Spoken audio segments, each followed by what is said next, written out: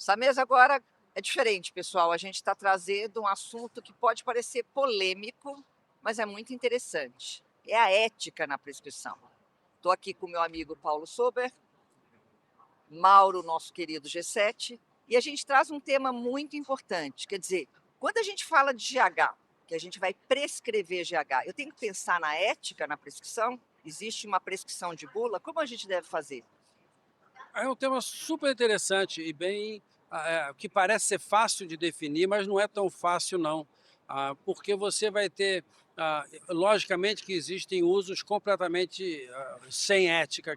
Agora, muitas vezes o limite do que é ético e o que não é ético pode ficar, é bem suave essa diferença. Até mesmo a gente falar, por exemplo, o uso, seguir a bula.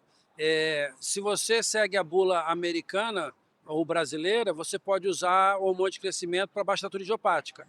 Se você usa a bula europeia, você não pode usar. Então você vai dizer que na Europa é antiético prescrever GH para baixa estatura idiopática, enquanto que no Brasil é ético. Então só a bula não é um marcador fácil da gente dizer. Então tem várias... o limiar, a diferença ali, às vezes fica difícil. Até mesmo, por exemplo, a gente falar do que é ético, não é ético num atleta. Então, se eu tenho uma criança que tem baixa estatura idiopática e que quer usar hormônio de crescimento, eu posso dizer é ético usar. Mas e se essa criança for um atleta? Ela já começa, teoricamente, a trazer ganhos de performance sobre os outros, outras pessoas, quem está competindo com ela. E aí, deixa de ser ético? Então, às vezes é difícil. Então, essa parte de ética, não ética, tem que ter um bom senso, tem que ter uma Individualização de, né? individualização. Eu acho que o que eu mais vejo de antiético, na minha opinião, é quando você não diz toda a verdade para a família.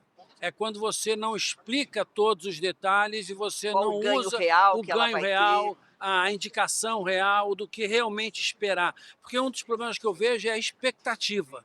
Então, a criança ou a família entrar para o tratamento com uma grande expectativa que provavelmente não vai se realizar, porque o ganho na baixa idiopática não é enorme, é um problema. Então, para mim, um dos grandes que eu mais vejo da parte de ética seria isso, seria você não abrir o jogo completamente para a família. Mas aí tem essa parte que acho que é importante dos atletas, de como é que a gente faz com os atletas, o quanto que é ético, o quanto que não é você prescrever para um atleta. E eu trago o Mauro Schafer para falar isso, porque a aula dele discute justamente suplementação de adolescentes atleta. Como é que é essa história, Mauro? Bom, pegando o gancho da ética, né? Ética é um conjunto filosófico do que é aceito ou não aceito por uma determinada sociedade. Como o Paulo disse, né? Nos Estados Unidos a regra pode ser uma, na Europa a regra pode ser outra, no Brasil a regra pode ser diferente também.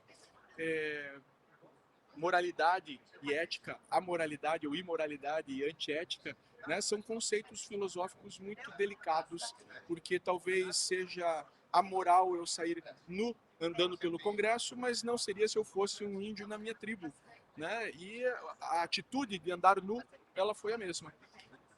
Na suplementação, eu acho que a ética ela cabe muito mais ao médico de entender o que é necessário, o que não é necessário.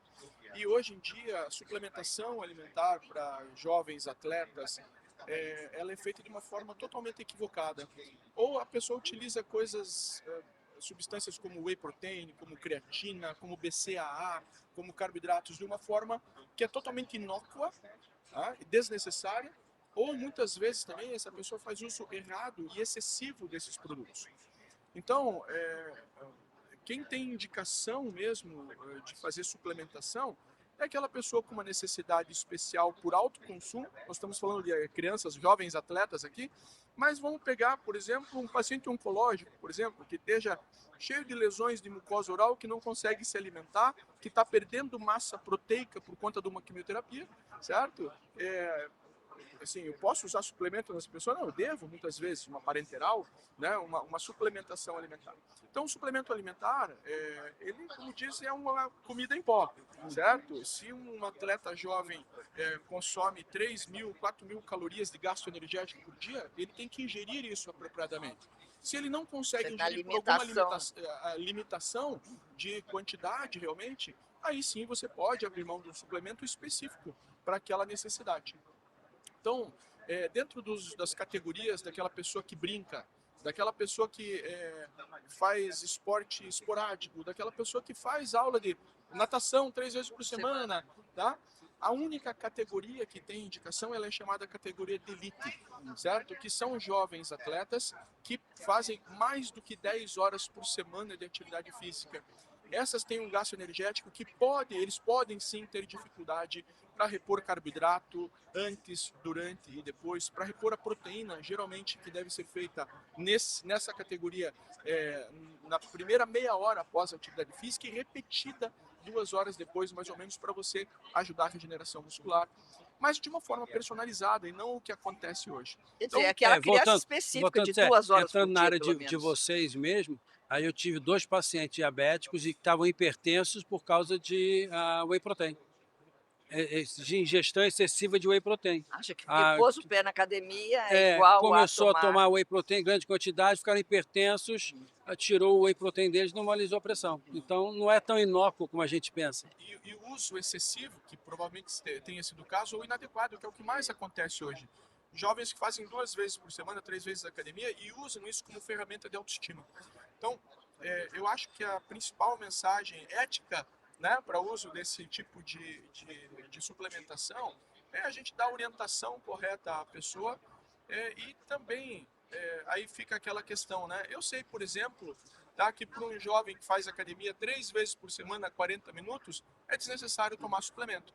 Mas para a autoestima daquele jovem, por exemplo, ele toma lá uma migalha Porque de todo mundo está tomando ali carboidrato, na academia. certo? Se ele comesse uma banana, por exemplo, seria semelhante, mal não vai fazer, ele vai consumir energia, desnecessário sim, tá? Mas ele se motiva porque todos os outros jovens o fazem também, então aí a gente volta para uma discussão ética. Eu, como médico, vou tirar isso desse jovem? Agora, esse que está fazendo efeito colateral por um consumo excessivo, essa é a minha obrigação moral e ética, né, de orientar e trazer isso para o caminho certo. Então a gente desmistificou um pouquinho nesse bate-papo com outros especialistas, né, em esporte, né, nessa mesa, para mostrar realmente quando você precisa, como fazer. Existem evidências hoje de alguns tipos de suplementos para alguns tipos de esportes, e como coube a mim falar de menor de idade, né? Mas eu vou lembrar para vocês que nós temos o João Fonseca, tenista, com 17 anos, jogando o Grand Slam. Nós temos nadadores chineses com 14, 15 anos indo para a Olimpíada e disputando com adultos. Vocês acham que essas pessoas não usam suplementos? Certo? E provavelmente usam porque precisam, nesta faixa etária, para a gente, como médico, eticamente, daí proteger o crescimento, o desenvolvimento muscular, ósseo dessas pessoas, que com grande consumo poderiam ter prejuízo. E aí volta para o meu tema, quer dizer, o uso do hormônio de crescimento nas academias também seria fora de ética. Exatamente. Essa seria uma condição que é mais fácil de falar. Como eu falei, é difícil, às vezes a linha é tênue, mas o uso de hormônio de crescimento para a academia seria antiético, porque não tem efeito benéfico nenhum e pode trazer efeito colateral. Agora vamos entrar na discussão filosófica, né? Um precisa suplementar porque não consegue atingir.